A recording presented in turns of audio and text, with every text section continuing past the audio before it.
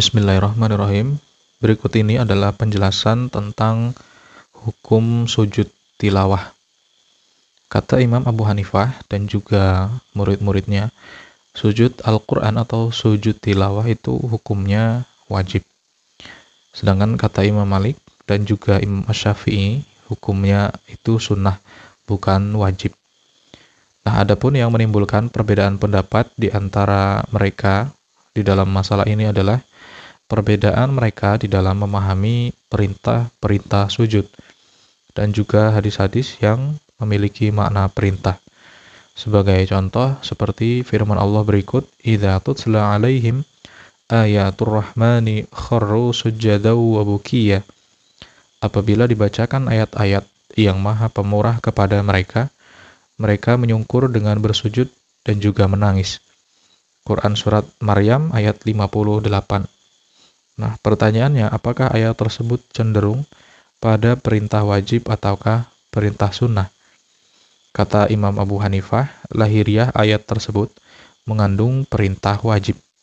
Sementara Imam Malik dan juga Imam Asy-Syafi'i mengartikannya menurut pemahaman para sahabat, karena mereka relatif lebih memahami perintah-perintah syariat. Disebutkan dalam sebuah riwayat yang sahih, sesungguhnya Umar bin Khattab itu membaca ayat sajadah pada hari Jumat. Ia turun, lalu kemudian bersujud dan diikuti oleh para jemaah. Pada Jumat berikutnya, Umar membaca ayat sajadah lagi. Nah, ketika orang-orang siap hendak sujud, Umar berkata, "Tenanglah dulu kalian. Sesungguhnya Allah tidak mewajibkan sujud tersebut kepada kita kecuali kalau kita mau." Nah, peristiwa ini terjadi di hadapan para sahabat pada saat itu.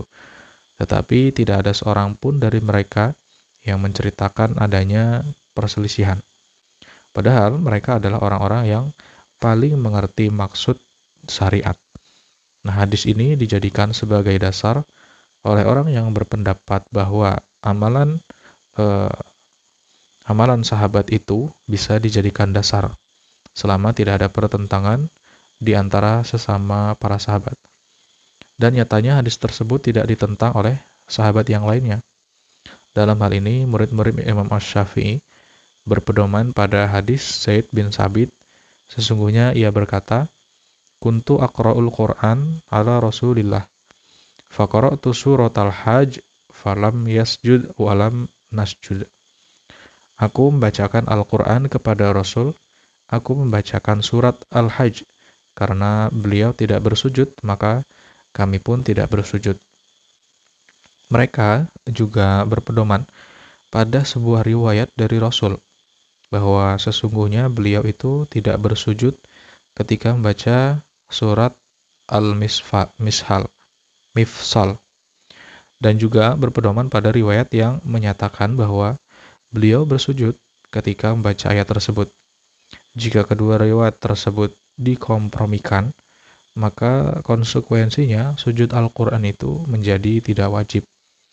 Soalnya masing-masing sahabat pasti akan menceritakan pendapatnya. Ada yang berpendapat wajib sujud, dan juga ada yang berpendapat tidak wajib sujud.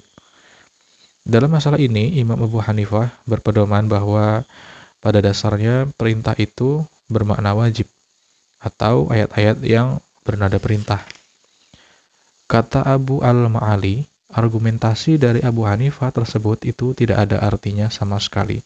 Soalnya perintah wajib bersujud secara mutlak pada ayat tersebut itu tidak bisa berlaku secara muqayyad atau terbatas, yakni ketika membaca ayat sajadah. Kalau persoalannya seperti yang dipahami Abu Hanifah, maka sholat wajib itu dilakukan seketika begitu mendengar ayat yang menyinggung perintah sholat. Jadi kalau hal itu tidak wajib, maka sujud juga tidak wajib ketika mendengar ayat yang menyinggung tentang perintah bersujud. Tetapi Imam Abu Hanifah juga berhak mengatakan bahwa kaum muslimin telah sepakat bahwa ayat-ayat yang menerangkan tentang sujud ketika membaca Al-Quran, hal itu bermakna perintah. Dan ayat-ayat seperti itu terdapat dalam banyak tempat di dalam Al-Quran. Perintah menarikkan sujud secara mutlak harus diartikan secara mutlak, bukan secara muqayyad atau secara terbatas. Wallahu alam bishawab.